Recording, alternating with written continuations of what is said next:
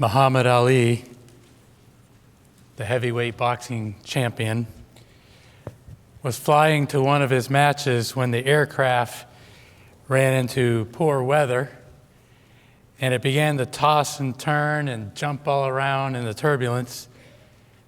The flight attendants scurried through the aisles, insisting that all passengers put on their seatbelts. Everyone obeyed except Ali. When the flight attendant noticed the unbuckled boxer, she asked him to comply with the captain's order. Ali quickly snapped back, "Superman, don't need no seatbelt." And the flight attendant didn't miss a beat and replied, "Superman, don't need an airplane either." Most of us don't like it when someone tries to boss us around, tell us what to do.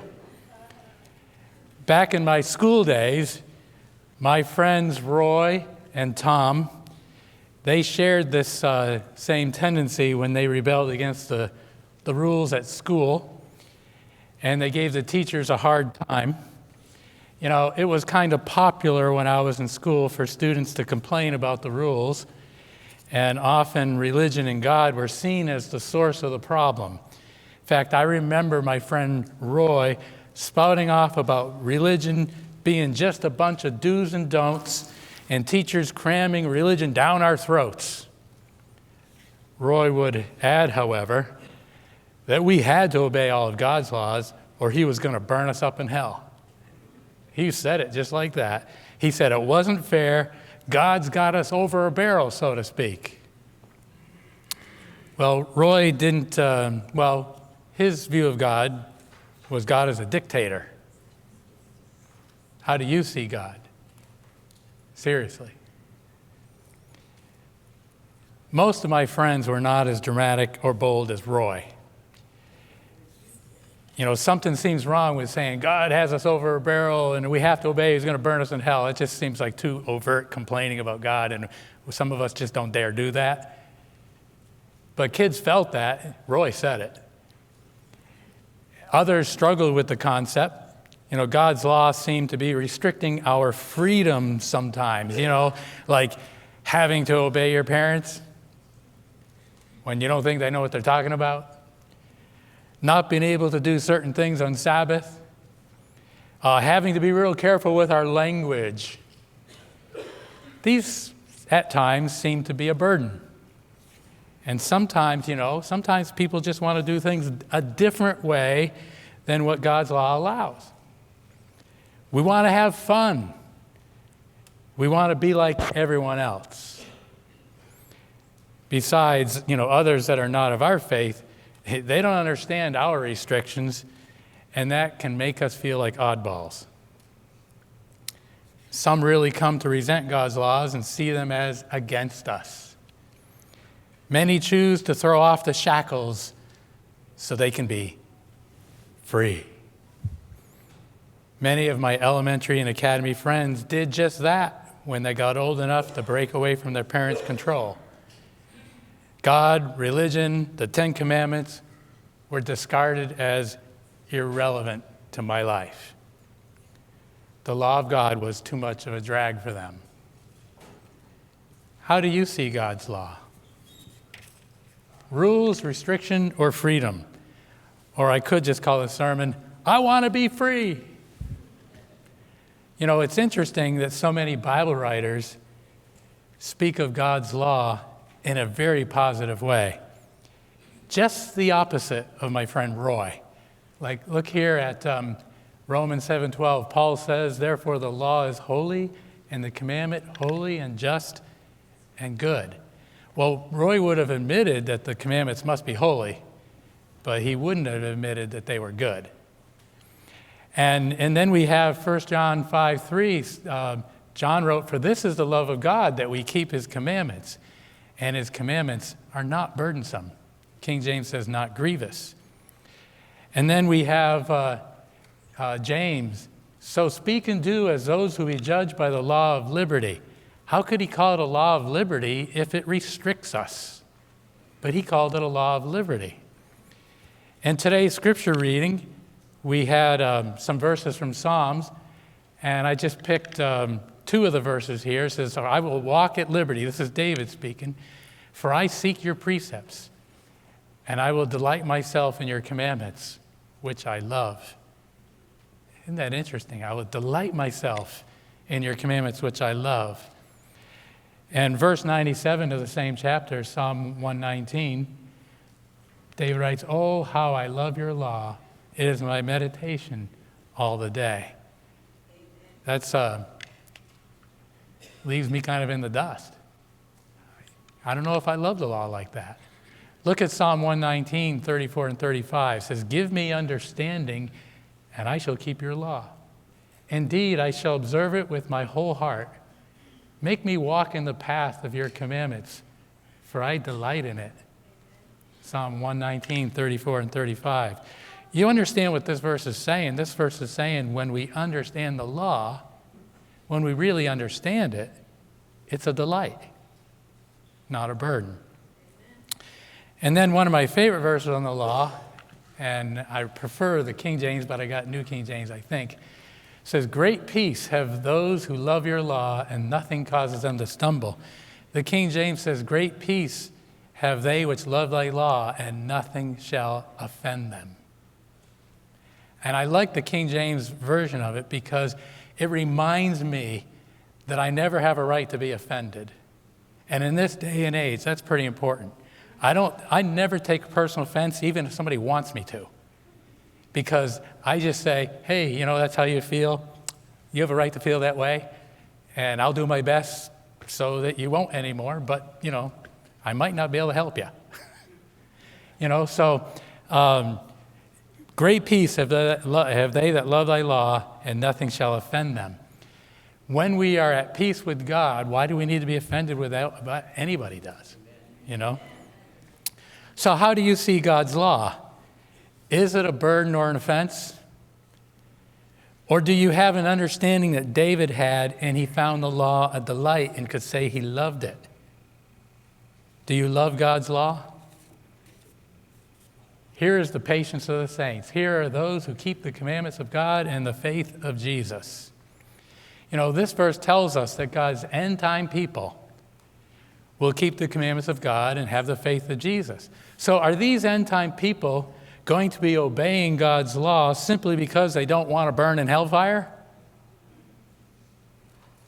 Or will they be obeying God's law because they learned what David and James understood about how good God's law is? They have delight in it. They see it as a law of liberty. They don't see it as grievous. Which way is it for you? Which way is it for me? Or are we kind of like in the middle ground and we need to get more decided on it?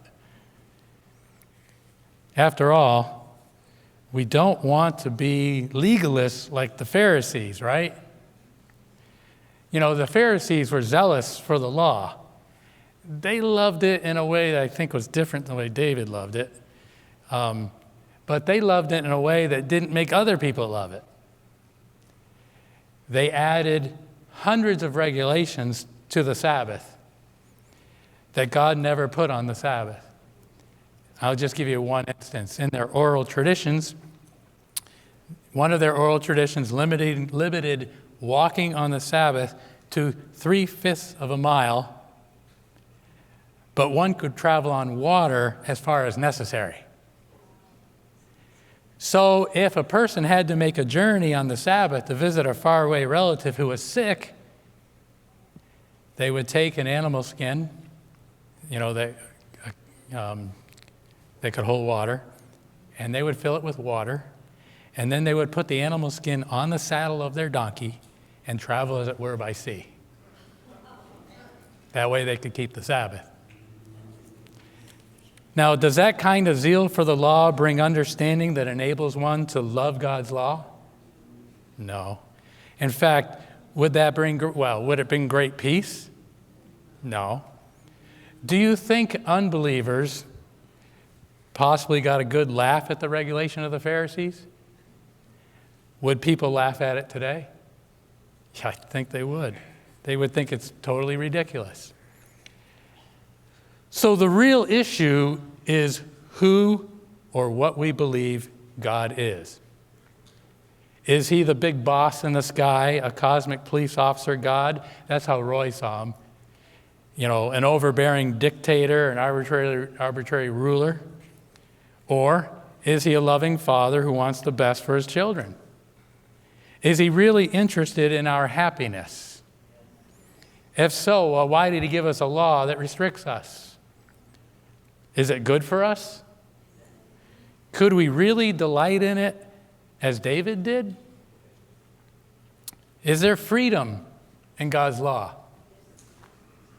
Real freedom. First of all, it will help if we understand law in general a little better. Did you know there's 3 basic kinds of laws? We have arbitrary law. We have descriptive law. You say, what's that? We have social law. And, well, what are they? What's the difference? And is one of these like God's law? Well, let's get an example. In arbitrary law, you remember, if you know your history, that Hitler and the Nazis required the Jews to wear a yellow armband with the Star of David. It was a requirement. They didn't have a choice. Arbitrary law is about force. Okay? And then descriptive law. You recognize those laws? The law of gravity is descriptive law. It's kind of a law that says what goes up must come down. And the law of inertia? Well, the law of inertia, when it's violated, we see that happen on our highways all the time. Law of inertia says a body in motion tends to continue in motion. And so when 2 things in motion collide, we have sometimes terrible accidents because the law of inertia was violated. Thermodynamics, do you know what that is? Thermodynamics is a law that electrons and atoms and molecules and all matter tends to become less organized over time. In other words, things fall apart when they're neglected. The law of thermodynamics tells us that the theory of evolution is not possible. Because the law of dynamics says if everything was left, it would have disintegrated and got worse, not better. All right? So that's the law of thermodynamics. All right, let's go to social law. Social law is a very broad category. It could be administrative law, it could be civil law, speed limits, tax rates, number of school days. So social law could come from local school boards. Social law can come from states. Social law could come from counties or the federal government. Social law is just rules for order or for public safety. And with social law, usually these things become laws because it's felt that the majority will agree and be happy with it. Of course, that doesn't always happen.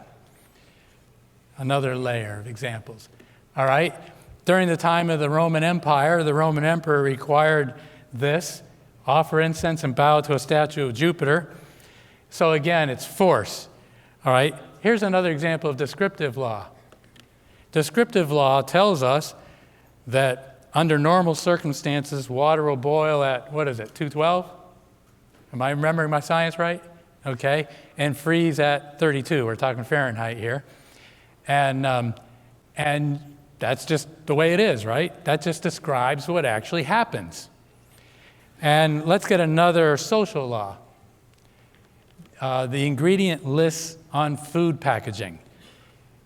That's a law that food companies have to put an ingredient list on there because it's considered best and fair for people to know what they're eating. All right? And I appreciate that because I look at those all the time. All right? So again, which of these is the most like God's law? Is God's law arbitrary, descriptive, or social? All right, well, let's consider the source of authority on these. With arbitrary law, the source of authority is the person or persons with power. This is how Roy saw it. God's the one who has the power, and you're in trouble if you don't do what he says. If It's the one or the group strong enough to back the command. What would be examples of persons with power through history? You have emperors, you have kings, that they were dictators. But is it just a person that can have that kind of power? Could it be an agency? Could it be a committee? During the French Revolution, during the Reign of Terror, who had the power? You know your history? Yeah, the Committee for Safety was the one that was getting people executed. Isn't that interesting? It was called the Committee for Safety, and they were executing people. You're deemed unsafe, off with your head. Just remember that what they call things isn't what they are a lot of the time, especially when we're dealing with politics. When you're dealing with descriptive law, what is the source of authority? It's called reality. See, in descriptive law, all these things are just the way things are or the way things work. No one has to back up the command for gravity. It's just the way it is. It's reality. You get that? All right, now let's go to, when we deal with social law, what's the source of authority with social law? The source of authority is the people who elect officials, and those elected officials set the laws to regulate certain things in society. And often, it's after much discussion and debate. Which is most like God's laws? And before we go to the next slide, I want you to think for a minute. If you violate arbitrary law, if you violate descriptive law, if you violate social law, what are the consequences? Are they the same in all of them, or could they be quite different? So the consequences of violating arbitrary law is totally at the whim of who's in power. And you could end up in a dungeon if it's in the Middle Ages with kings and emperors.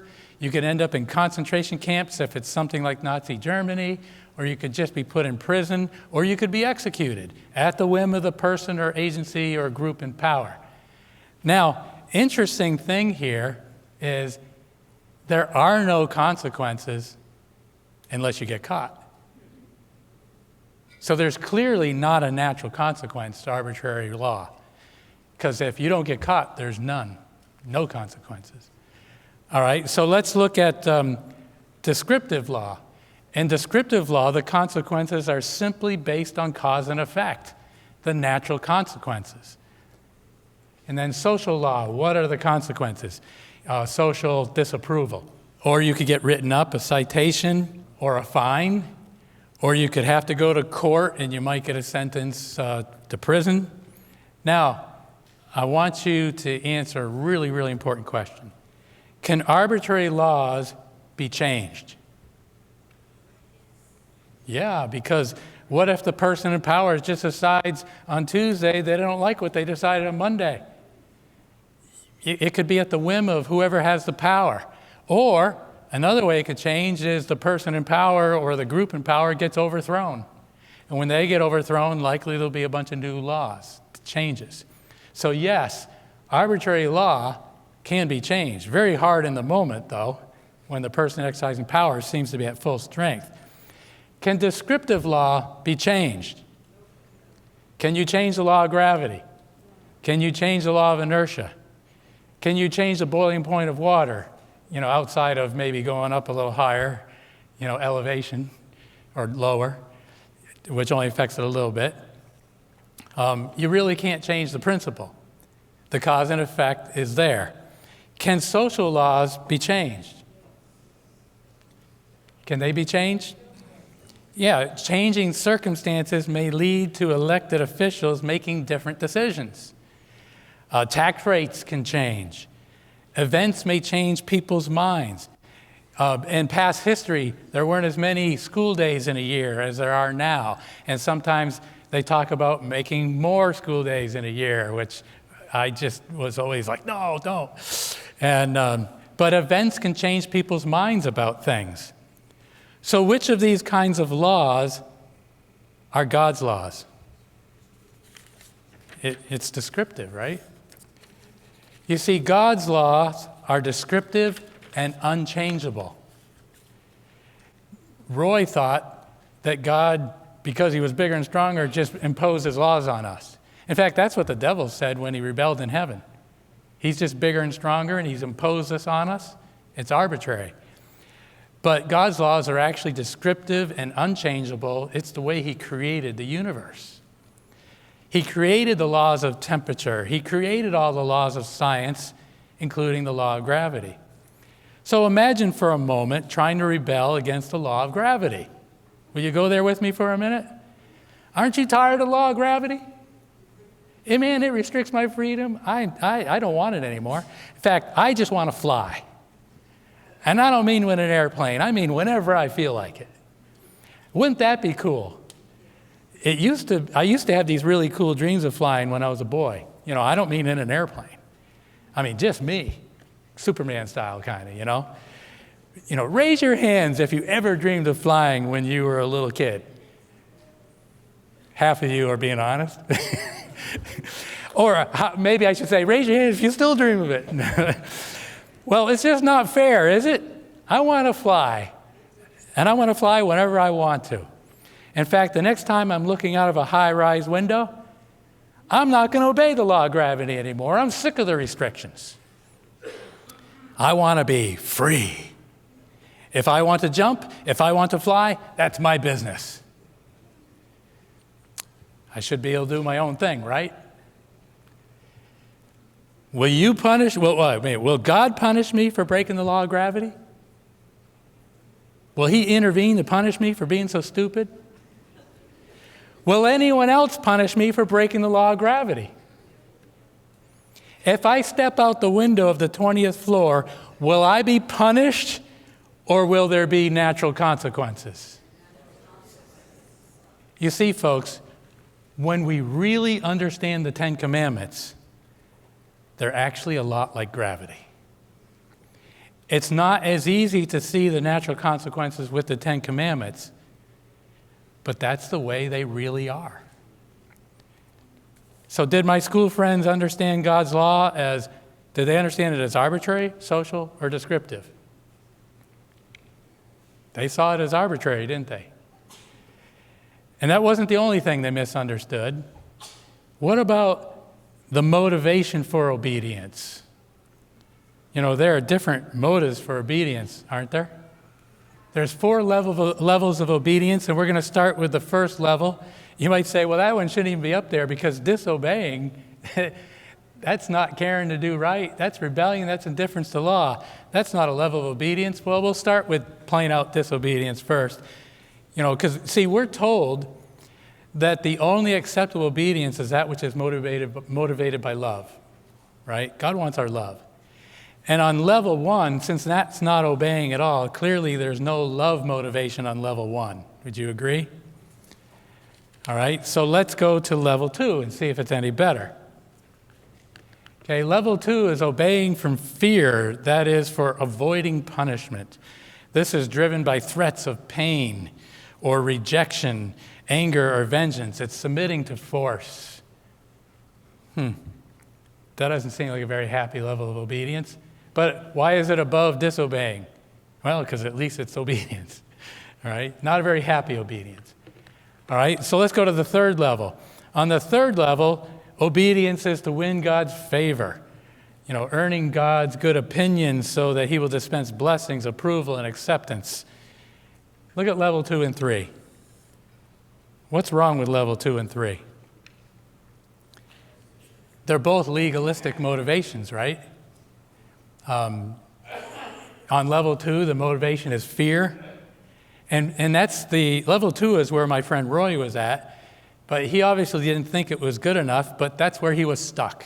Roy was stuck with obedience from fear because he didn't want to get roasted and toasted in hell. All right? Now, the third level is motivation for credit.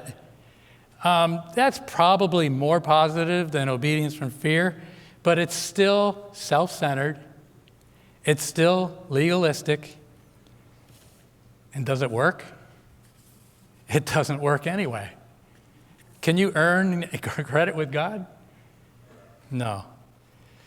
All right, so Let's go to level 4. Level 4 is doing right because it's right. It's an intelligent appreciation of the principles of truth. In other words, it's understanding God's law is descriptive. It's an understanding of cause and effect. It makes sense. In fact, when it's really clearly seen, it gets to the point where you say, man, this is just common sense. But apparently, it's quite uncommon. All right, so level 4 is the only one that can be motivated by love. Do you see that? It's the only one that can be motivated by love. Notice that the motivation to do right is supported by the facts, by the truth, the law of cause and effect, or descriptive law. All right, so if we use the law of gravity, since we're already familiar with that one, if you disobey on level 1 the law of gravity, it's already shown that the natural result is death when you hit the ground, right? But look at obeying from fear. Do we obey the law of gravity because someone will punish us? No, of course not. All right, how about obeying the law of gravity to win God's favor? Do we obey the law of gravity to earn credit with God? Can you earn credit with anybody else? No, of course not. We obey the law of gravity on level 4, right? Because we understand reality. We understand descriptive law. We understand cause and effect. Let's try these 4 levels with one of the 10 commandments to see if it works like gravity. This is one of my favorite things to do, but we're only going to do one commandment. I like to do all 10 of them, but that'll be for part 2. Okay? So let's use the 7th commandment. Thou shalt not commit adultery. Now, if a man or a woman decided to disobey this commandment and commit adultery and be unfaithful to his or her spouse, severe consequences may not come immediately, as with gravity. They don't instantly get killed. However, consequences that hurt the marriage relationship will happen, right? And they begin to happen immediately. First, they begin with guilt feelings that rob the joy of life. And then when things are more out in the open, then there's some severe hurt feelings to deal with. People may feel crushed. So hurt feelings and distrust, because how can you trust? Damage relationships. So when a person commits adultery, a person is embarked on destroying a relationship. That's the natural cause and effect.